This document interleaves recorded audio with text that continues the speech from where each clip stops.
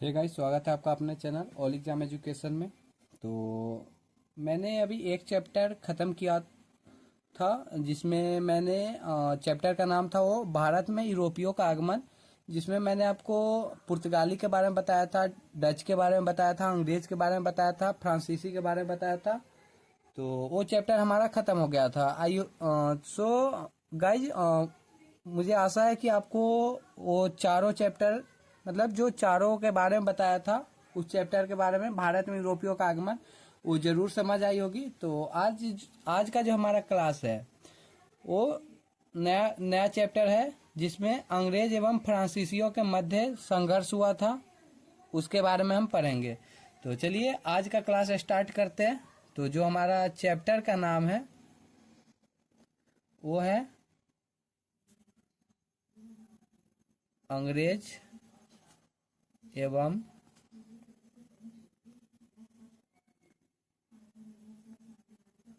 फ्रांसीसियों के मध्य संघर्ष। तो ये हमारा चैप्टर है, अंग्रेज एवं फ्रांसीसियों के मध्य संघर्ष।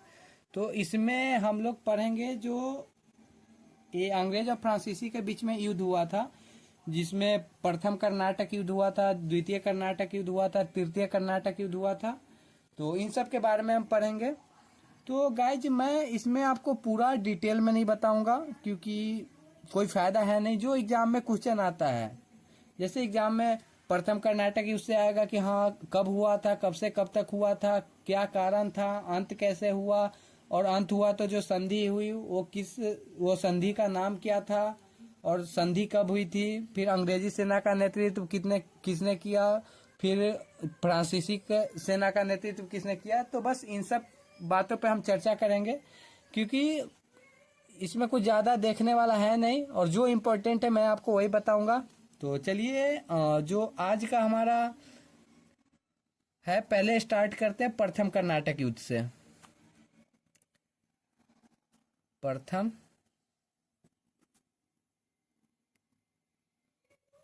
कर्नाटक युद्ध। तो जो ये तो प्रथम कर्नाटक युद्ध जो है वो कब हुआ था, तो चलिए पहले मैं आपको इसका जो मेन पॉइंट है वो बता देता हूँ स्टोरी के तौर पे, फिर आपको लिखवा दूंगा।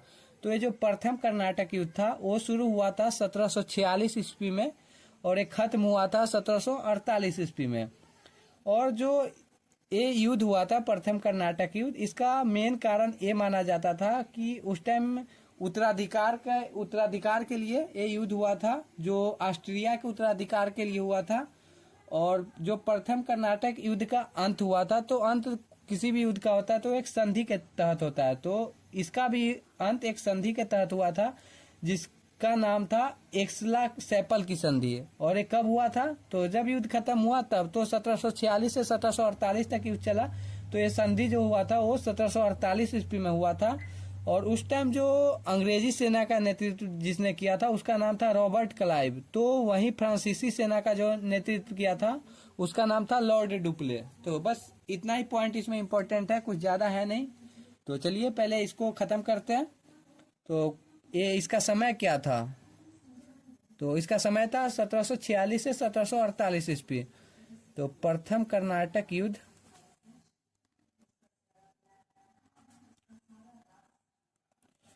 का समय माना जाता है 1746 से 1748 ईस्वी। मतलब 1746 में शुरू हुआ और 1748 में खत्म हो गया एक संधि के तहत, जिसका नाम था एक्सला सैपल की संधि। तो जो हमारा जो सेकेंड पॉइंट है कि इसका प्रथम कर्नाटक युद्ध जो था उसका मेन कारण क्या था कि जिससे ये युद्ध हुआ, तो उसको लिख लेते हैं हम। इस युद्ध का मुख्य कारण माना जाता है ऑस्ट्रिया के उत्तराधिकार का प्रश्न। ऑस्ट्रिया के उत्तराधिकार का प्रश्न। तो मेन कारण इसका यही था, ऑस्ट्रिया के उत्तराधिकार का प्रश्न। और जो उसके बाद इस युद्ध का जो अंत हुआ एक संधि के तहत हुआ था, तो मैंने आपको बताया ही था, जिसका नाम था एक्सला-सेपल की संधि। और कब हुआ था? तो 1748 तक युद्ध हुआ, तो संधि भी 1748 में ही हुआ था। इसका अंत,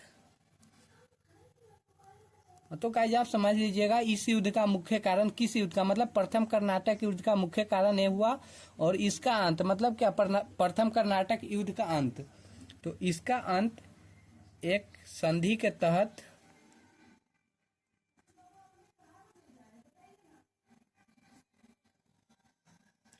हुई थी, जिसका नाम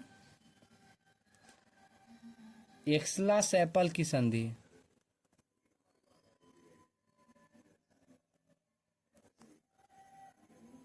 पल की संधि थी। और ये कब हुआ था? तो 1748 ईस्वी में हुआ था। यह 1748 ईस्वी में हुई थी। और जो प्रथम कर्नाटक युद्ध हुआ था तो अंग्रेज और फ्रांसीसी के बीच में हुआ था। तो इसका जो अंग्रेज का जो नेतृत्व कर रहा था सेना का, उसका नाम था रॉबर्ट क्लाइव। तो यहाँ पे लिखते कि प्रथम कर्नाटक युद्ध में, या डायरेक्ट लिखते हैं इस युद्ध में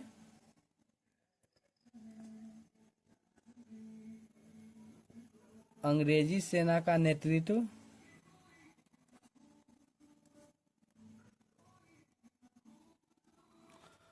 रॉबर्ट क्लाइव ने किया था।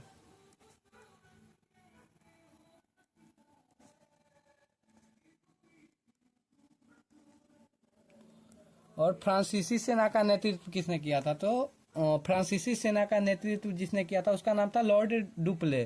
तो वही फ्रांसीसी सेना का नेतृत्व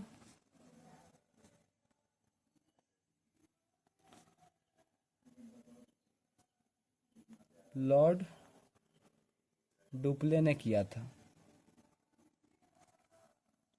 सो जो गाइज प्रथम कर्नाटक युद्ध का जितना भी मेन पॉइंट था वो मैंने आपको बता दिया। क्वेश्चन इससे बाहर जाता नहीं है, तो इससे ज़्यादा इसमें कुछ पढ़ना नहीं है। तो चलिए बस यही प्रथम कर्नाटक युद्ध यहाँ पे ख़त्म होता है। तो चलिए अब द्वितीय कर्नाटक युद्ध के बारे में मैं आपको बताता हूँ। तो जो हमारा द्वितीय कर्नाटक युद्ध था, तो चलिए पहले लिख लेते हैं इसको।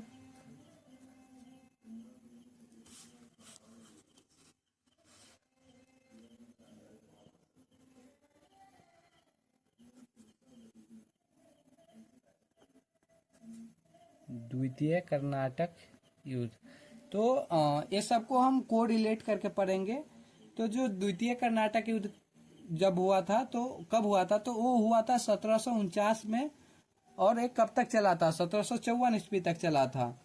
और इसका जो मुख्य कारण था इस युद्ध का, ये इस युद्ध का मुख्य कारण था कि जो अंग्रेज और फ्रांसीसी था, वो लोग क्या किया कि भारतीय जो राजा थे उनके आंतरिक मामले में हस्तक्षेप करना चालू कर दिए, जिसके कारण ये युद्ध हुआ था।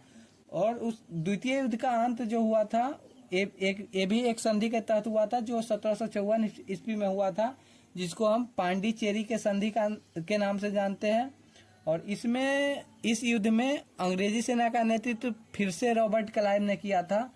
और फ्रांसीसी सेना का नेतृत्व भी लॉर्ड डुप्ले ही कर रहा था। लेकिन क्या हुआ कि उसको बीच में ही वापस बुला लिया गया और उसके जगह पर एक नया गवर्नर को भारत भेजा गया था, जिसका नाम था गोडयू था।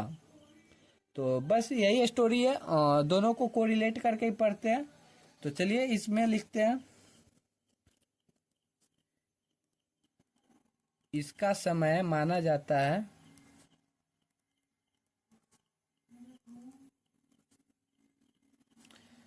1749 से 1754 ईस्वी। मतलब 1749 में द्वितीय कर्नाटक युद्ध शुरू हुआ और 1754 तक चला। और इस युद्ध का मुख्य कारण जो था, इस युद्ध का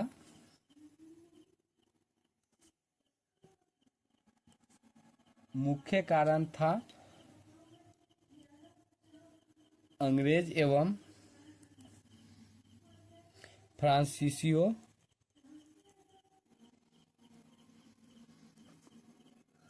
द्वारा भारतीय राजाओं के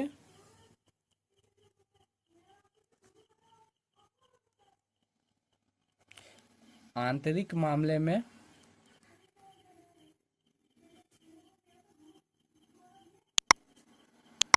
हस्तक्षेप करना। तो इसका मुख्य कारण जो था भारतीय राजाओं के आंतरिक मामले में हस्तक्षेप करना।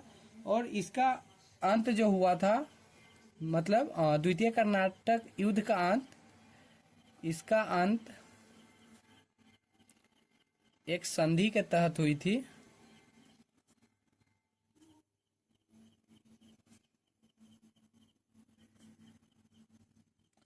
जिसको हम पांडिचेरी के संधि के नाम से जानते हैं,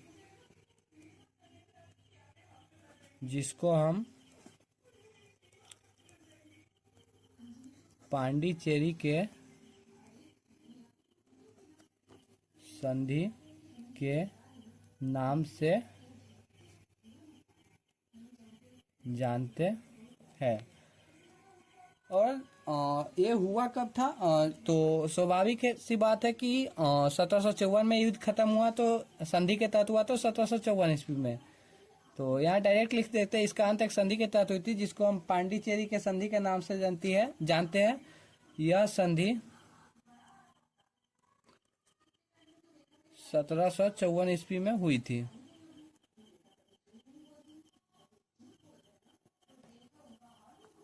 तो इस युद्ध में जो अंग्रेजी सेना का नेतृत्व रॉबर्ट क्लाइव ही कर रहा था।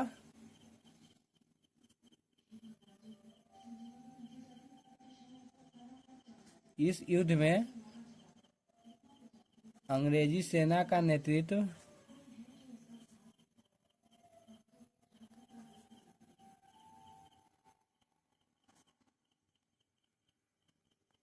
रॉबर्ट क्लाइव, इस युद्ध में अंग्रेजी सेना का नेतृत्व रॉबर्ट क्लाइव ने किया था। तो वहीं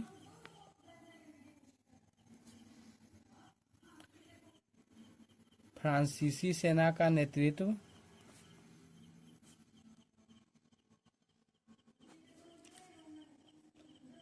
किसने किया था? तो प्रथम कर्नाटक युद्ध में भी लॉर्ड डुप्ले ही कर रहा था, इस युद्ध में भी लॉर्ड डुप्ले ही किया था। तो वही फ्रांसीसी सेना का नेतृत्व लॉर्ड डुप्ले कर रहा था। लेकिन क्या हुआ कि युद्ध के बीच में लॉर्ड डुप्ले को वापस बुला लिया गया और इसके स्थान पर एक नया फ्रांसीसी गवर्नर को भेजा गया, जिसका नाम था गोडियू। तो चलिए इसको भी लिख ही देते हैं।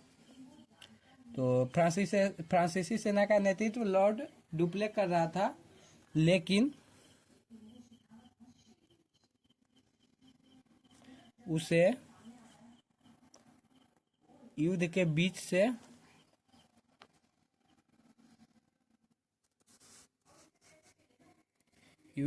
से ही बुला लिया गया और उसके जगह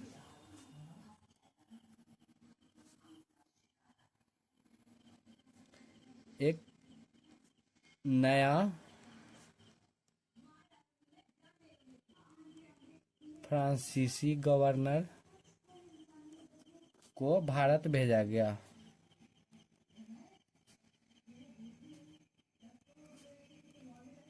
और उसका नाम क्या था? तो जिसका नाम गोडियू था।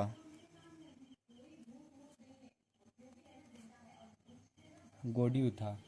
तो यही हमारा द्वितीय कर्नाटक युद्ध का है कि 1749 से 1754 तक चला था। और जो मेन कारण था भारत के आंतरिक मामले में, भारत राजाओं के आंतरिक मामले में हस्तक्षेप करना।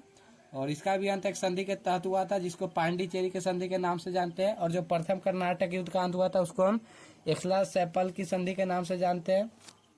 तो चलिए बस इतना ही है। और एक और युद्ध हुआ था, तृतीय कर्नाटक युद्ध, तो चलिए उसको भी देख लेते हैं।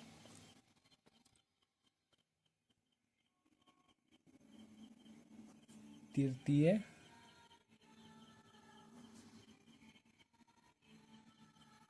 कर्नाटक युद्ध, तो तृतीय कर्नाटक युद्ध हुआ था 1756 ईस्वी में, और ये चला था 1763 ईस्वी तक। और इसका जो मेन कारण था, जो यूरोप में सप्तवर्षीय युद्ध हो रहा था, यही इसका मेन कारण था। और जो 1700 इसी युद्ध के बीच में एक और युद्ध हुआ था 1760 ईस्वी में, जिसको हम वांडीवास के युद्ध के नाम से जानते हैं। और वांडीवास के युद्ध में क्या हुआ ना, कि अंग्रेज जो थे वो फ्रांसीसी को पराजित किए, और उसके बाद से ही फ्रांसीसी शक्ति का सफाया हो गया भारत से। और इस युद्ध का भी अंत हुआ एक संधि के तहत, जो हुआ था 1763 ईस्वी में। और उस संधि को हम पेरिस के संधि के नाम से जानते हैं। और अंग्रेजी सेना का नेतृत्व जो तृतीय कर्नाटक युद्ध था, उसमें सर आयर कूट ने किया था। और फ्रांसीसी सेना का नेतृत्व जिसने किया था, उसका नाम था काउंट डी लैली। तो चलिए इस पॉइंट को नोट कर लेते हैं, कुछ ज़्यादा बड़ा नहीं है इसमें।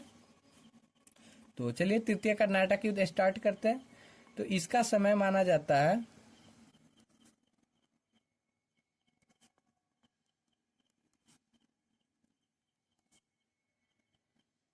1756 से 1763 ईस्वी तक। मतलब तृतीय कर्नाटक युद्ध 1756 में स्टार्ट हुआ और ये 1763 ईस्वी तक चला। और 1763 में एक संधि हुआ, लेकिन इस युद्ध में फ्रांसीसी हार गए, और उसके साथ ही यहाँ से मतलब भारत से फ्रांसीसी शक्ति का सफाया हो गया। और इसका जो मेन कारण था, इसका मुख्य कारण माना जाता है यूरोप में होने वाला सप्तवर्षीय युद्ध।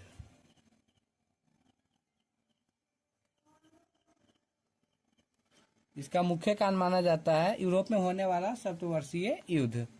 और इस युद्ध के बीच में ही मैंने आपको बोला कि 1760 में एक और युद्ध हुआ था, जिसको हम वांडीवास के युद्ध के नाम से भी जानते हैं।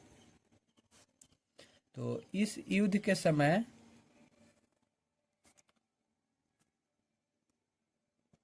1760 ईस्वी में जो युद्ध हुआ था,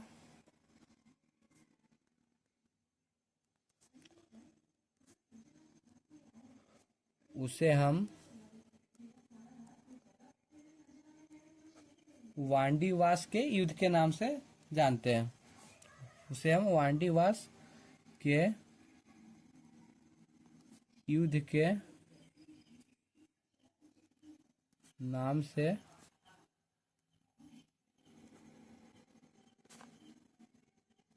तो इस युद्ध का अंत जो हुआ था, उसमें 1763 में हुआ था, और उस संधि का नाम था पेरिस की संधि। लेकिन वांडीवास के युद्ध में क्या हुआ कि अंग्रेज और फ्रांसीसी के मध्य ही हुआ था, जिसमें फ्रांसीसी हार गया। तो उसके बाद फ्रांसीसी शक्ति भारत से खत्म हो गया। तो वांडीवास के युद्ध में अंग्रेजों ने फ्रांसीसियों को क्या किया? पराजित किया। फ्रांसीसियों को पराजित किया। इस पराजित वांडीवास के युद्ध में अंग्रेजों ने फ्रांसीसियों को पराजित किया। इस पराजय के साथ ही भारत से फ्रांसीसी शक्ति का सफाया हो गया।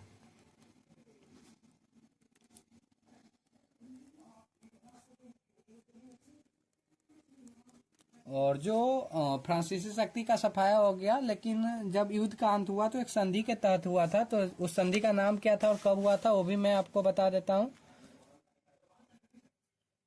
इस युद्ध का अंत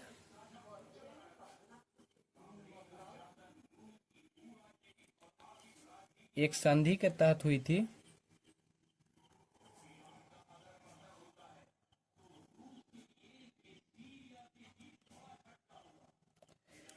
जिसको हम पेरिस के संधि के नाम से जानते हैं, जिसको हम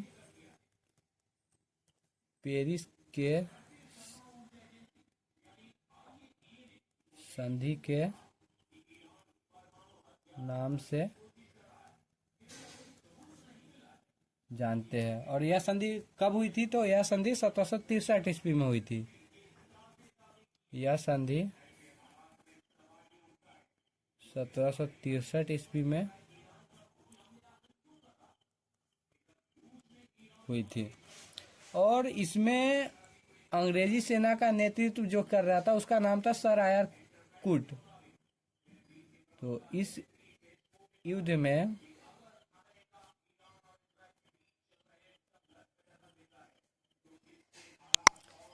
अंग्रेजी सेना का नेतृत्व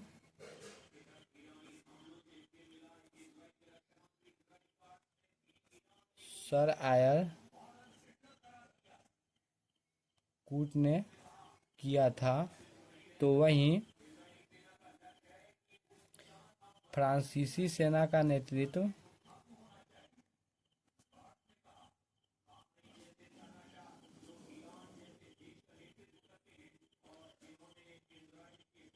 काउंट डी लैली ने किया था।